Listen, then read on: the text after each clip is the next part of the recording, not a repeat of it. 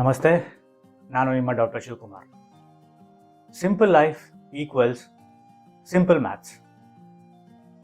S, life is simple but we make it complicated. ನಾವು ಸೂಕ್ಷ್ಮವಾಗಿ ಗಮನಿಸೋದಾದರೆ ಮ್ಯಾಥಮೆಟಿಕ್ಸಲ್ಲಿ ಬರುವಂಥ basic rules addition, subtraction, multiplication and division, ಈ 4 ರೂಲ್ಗಳನ್ನು ನಮ್ಮ ದಿನನಿತ್ಯದ ಜೀವನದಲ್ಲಿ ನಾವು ಬಳಸ್ತಾ ಇರ್ತೀವಿ. ಹೌದು, ಏನು ಅಂತ ತಿಳ್ಕೊಬೇಕಾ? ಹಾಗಿದ್ರೆ ಕಡೆ ತನಕ ವಿಡಿಯೋನ ಸ್ಕಿಪ್ ಮಾಡದೆ ನೋಡಿ.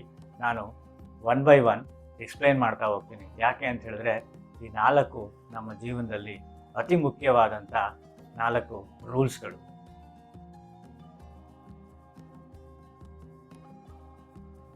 Addition, add positivity. ಮ್ಯಾಥಮೆಟಿಕ್ಸಲ್ಲಿ ಅಡಿಷನ್ ಅಂತಂದರೆ ನೀವು ನಂಬರ್ಗಳನ್ನು ಆ್ಯಡ್ ಮಾಡ್ತಾ ಹೋದಂಗೆ ನಂಬರು ದೊಡ್ಡದಾಗ್ತಾ ಹೋಗುತ್ತೆ. ಅದೇ ಜೀವನದಲ್ಲಿ ಅಡಿಷನ್ ಅಂತ ಹೇಳಿದ್ರೆ ನೀವು ಗುಡ್ ವೈಬ್ಸ್ ಮತ್ತು ಗುಡ್ ಹ್ಯಾಬಿಟ್ಸ್ನ ಆ್ಯಡ್ ಮಾಡ್ಕೋಬೇಕು, ಅಥವಾ ಪಾಸಿಟಿವ್ ವೈಬ್ಸ್ ಮತ್ತು ಗುಡ್ ಹ್ಯಾಬಿಟ್ಸ್ನ ಆ್ಯಡ್ ಮಾಡ್ಕೋಬೇಕು ಅಂತ ಹೇಳ್ತೀನಿ. ಇಲ್ಲಿ ಉದಾಹರಣೆಗೆ ನಾವು ಬೆಳಗ್ಗೆ ಎದ್ದ ತಕ್ಷಣ ಒಂದು ಒಳ್ಳೆಯ ಸಂಗೀತವನ್ನು ಕೇಳುವಂಥದ್ದು, ಮೆಡಿಟೇಷನ್ ಮಾಡುವಂಥದ್ದು, ಗ್ರ್ಯಾಟಿಟ್ಯೂಡ್ ಎಕ್ಸ್ಪ್ರೆಸ್ ಮಾಡುವಂಥದ್ದು, ಹಾಗೆ ಒಂದು ಒಳ್ಳೆಯ ಮೆಸೇಜನ್ನು ಹೇಳುವಂಥದ್ದು, ಒಳ್ಳೆಯ ವಿಚಾರಗಳನ್ನು ಕೇಳುವಂಥದ್ದು, ಈ ರೀತಿ ಮಾಡ್ತಾ ಹೋದರೆ ನಮ್ಮ ಲೈಫಲ್ಲಿ ಪಾಸಿಟಿವ್ ಆ್ಯಟಿಟ್ಯೂಡ್ ನಮ್ಮಲ್ಲಿ ಬರುತ್ತೆ. ಸೊ ಯಾಕಪ್ಪ ಮಾಡಬೇಕು ಅಂತ ಹೇಳಿದ್ರೆ ನಮ್ಮ ಪೀಸ್ಫುಲ್ ಲೈಫಿಗೋಸ್ಕರ. ಸೊ ಇದೆಲ್ಲ ಮಾಡೋದ್ರಿಂದ, ಉದಾಹರಣೆಗೆ ಸಣ್ಣದೊಂದು ಎಕ್ಸಾಂಪಲ್, ಈಗ 0 ಇರುತ್ತೆ, 0ಗೆ ನೀವು 1 ಆ್ಯಡ್ ಮಾಡಿದ್ರೆ ಅದು ಎಷ್ಟಾಗುತ್ತೆ? 1 ಅಂತ ವ್ಯಾಲ್ಯೂ ಕೊಡುತ್ತೆ, ಹೌದಲ್ವಾ? ಅದೇ ರೀತಿಯಲ್ಲಿ ದಿನನಿತ್ಯ ನಮ್ಮ ಜೀವನದಲ್ಲಿ ಆ ಪಾಸಿಟಿವ್ ವೈಬ್ಸ್ನ ಆ್ಯಡ್ ಮಾಡ್ತಾ ಬಂದರೆ ನಮಗೆ ಎಲ್ಲೋ ಒಂದು ಕಡೆ ಅದು ಇನ್ಸ್ಪಿರೇಷನ್ ಆಗುತ್ತೆ. ಬೆಳಗ್ಗೆ ಎದ್ದ ತಕ್ಷಣ ನಾವು ಒಂದು ಸಣ್ಣ ಮೆಸೇಜ್, ಒಂದು ಒಳ್ಳೆಯ ಮೆಸೇಜನ್ನು ನಾವು ಓದಿದ ತಕ್ಷಣ ಅದು ಆ ಒಂದು ದಿನದ ಕಂಪ್ಲೀಟ್ ಮೂಡನ್ನು ಡಿಸೈಡ್ ಮಾಡುತ್ತೆ, ನಮಗೆ ಇನ್ಸ್ಪಿರೇಷನ್ ಕೊಡುತ್ತೆ, ಹೌದಲ್ವಾ? ಸೊ ಹಾಗಾಗಿ add positive vibes and good habits. So it creates peace of mind as well as adds value to your life.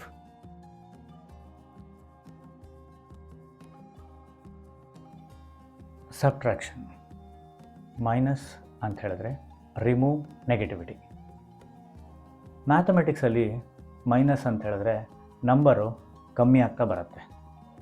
ಅದೇ ಜೀವನದಲ್ಲಿ ಮೈನಸ್ ಅಂತ ಹೇಳಿದ್ರೆ ನಾವು ನೆಗೆಟಿವಿಟಿನ ಮೈನಸ್ ಮಾಡಬೇಕು, ಅನ್ಹೆಲ್ತಿ ಹ್ಯಾಬಿಟ್ಸ್ನ ಮೈನಸ್ ಮಾಡಬೇಕು, ಹಾಗೆ ಟಾಕ್ಸಿಕ್ ಪೀಪಲ್ಗಳನ್ನು ಮೈನಸ್ ಮಾಡಬೇಕು. ಇಲ್ಲಿ ಒಂದು ಪುಟ್ಟ ಕತೆ. ಒಂದು ಬ್ಯಾಗ್ನಲ್ಲಿ ಕಲ್ಲುಗಳನ್ನೆಲ್ಲ ತುಂಬಿಕೊಡ್ತೀವಿ. ಆ ಪ್ರತಿ ಒಂದು ಕಲ್ಲು ಒಂದು ಬ್ಯಾಡ್ ಹ್ಯಾಬಿಟ್ಸ್ ಆಗಿರುತ್ತೆ, ಅಥವಾ ಟಾಕ್ಸಿಕ್ ಪೀಪಲ್ ಆಗಿರ್ತಾರೆ, ಅಥವಾ ನಿಮಗೆ ಇರುವಂಥ ನೆಗೆಟಿವ್ ಆಲೋಚನೆಗಳಾಗಿರುತ್ತೆ, ಆಯಿತಾ?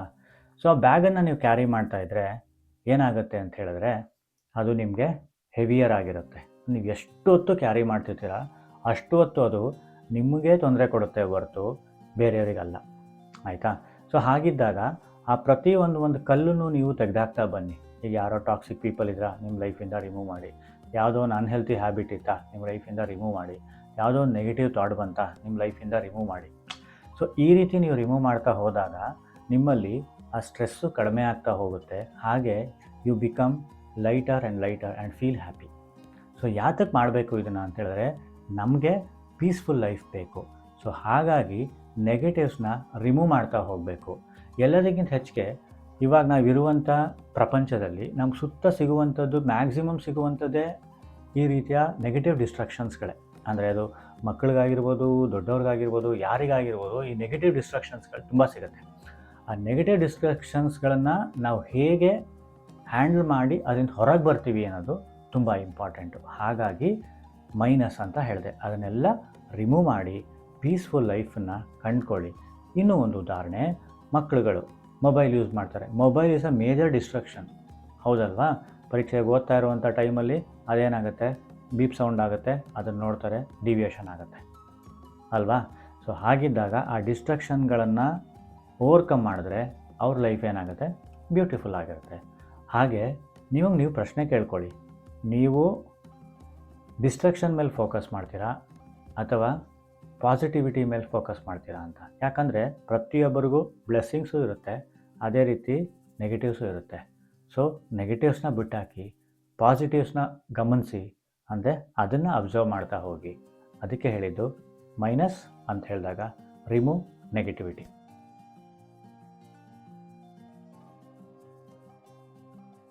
Multiplication, spread kindness. ನಾವು ಮ್ಯಾಥಮೆಟಿಕ್ಸಲ್ಲಿ ಮಲ್ಟಿಪ್ಲಿಕೇಶನ್ ಅಂತಂದ ಮಾಡಿದಾಗ ನಂಬರು ಬೇಗ ಗ್ರೋ ಆಗುತ್ತೆ, ಅಂದರೆ ಫಾಸ್ಟಾಗಿ ಗ್ರೋ ಆಗುತ್ತೆ. ಅದೇ ರೀತಿ ಜೀವನದಲ್ಲಿ ಮಲ್ಟಿಪ್ಲಿಕೇಶನ್ ಅಂತಂದರೆ ನಾವು ಕೈಂಡ್ನೆಸ್ನ ಮಲ್ಟಿಪ್ಲೈ ಮಾಡಬೇಕು, ನಾಲೆಜನ್ನು ಮಲ್ಟಿಪ್ಲೈ ಮಾಡಬೇಕು, ಹಾಗೆ ಲವನ್ನು ಮಲ್ಟಿಪ್ಲೈ ಮಾಡಬೇಕು ಅಂತ ಹೇಳ್ತೀನಿ. ಅಂದರೆ ಏನು ಅಂತ ಹೇಳಿದ್ರೆ, ಟೀಚರು ಪಾಠ ಮಾಡ್ತಾರೆ, ಅಲ್ಲಿ ಅವರು ಸಬ್ಜೆಕ್ಟ್ ಬಗ್ಗೆ ಹೇಳ್ಬೋದು, ಅವ್ರಿಗಾಗಿರುವಂಥ ಅನುಭವದಲ್ಲಿ ಒಳ್ಳೆಯ ವಿಚಾರಗಳನ್ನು ಶೇರ್ ಮಾಡ್ಬೋದು ಮಕ್ಕಳ ಜೊತೆಗೆ. ಆ ಒಂದು ಹುಡುಗನಿಗೆ ಶೇರ್ ಮಾಡ್ತಾರೋ 60 ಹುಡುಗರಿಗೆ ಶೇರ್ ಮಾಡ್ತಾರೆ. ಆ ಹುಡುಗರುಗಳು ಹೋಗಿ ಅದೇ ವಿಚಾರಗಳನ್ನು ಬೇರೆಯವ್ರ ಹತ್ರ ಶೇರ್ ಮಾಡ್ತಾರೆ. ಸೊ ಅಲ್ಲಿ ವಿಸ್ಡಮ್ ಕಾಣಿಸುತ್ತೆ. ಹಾಗೆ ನಾವು ಯಾರಿಗೋ ಒಬ್ರಿಗೆ ಸಹಾಯ ಮಾಡ್ತೀವಿ, ಸಹಾಯ ಮಾಡಿದಾಗ ಅವ್ರು ಇನ್ಯಾರಿಗೋ ಹೋಗಿ ಸಹಾಯ ಮಾಡ್ತಾರೆ. ಸೊ ಇಲ್ಲಿ ಕೈಂಡ್ನೆಸ್ ಕಾಣಿಸುತ್ತೆ.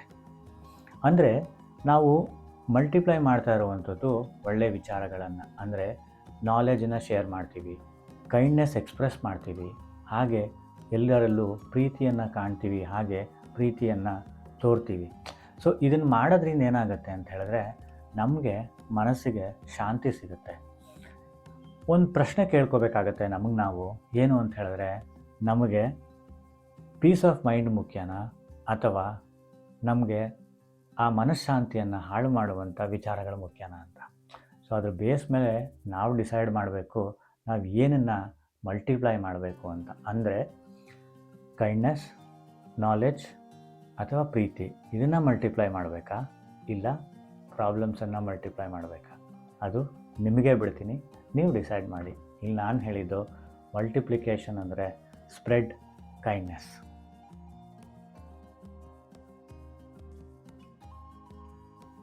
Division, share happiness. ಮ್ಯಾಥಮೆಟಿಕ್ಸಲ್ಲಿ ಡಿವಿಷನ್ ಅಂತ ಹೇಳಿದ್ರೆ ಸ್ಪ್ಲಿಟ್ಟಿಂಗ್ ಇಂಟು ಪಾರ್ಟ್ಸ್ ಅಂತ ಹೇಳ್ತೀವಿ.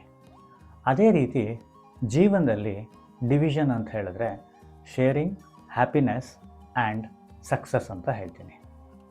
ಹೇಗಪ್ಪ ಅಂತ ಹೇಳಿದ್ರೆ, ಉದಾಹರಣೆಗೆ ನನ್ನ ಹತ್ರ ಒಂದು ಚಾಕ್ಲೇಟ್ ಇರುತ್ತೆ, ಆ ಚಾಕ್ಲೇಟ್ನ ನಾನು ಒಬ್ಬನೇ ತಿಂದರೆ ಅದು ಆ ಮೂಮೆಂಟಿಗೆ ಹ್ಯಾಪಿನೆಸ್ಸು ಮುಗಿದೋಗುತ್ತೆ.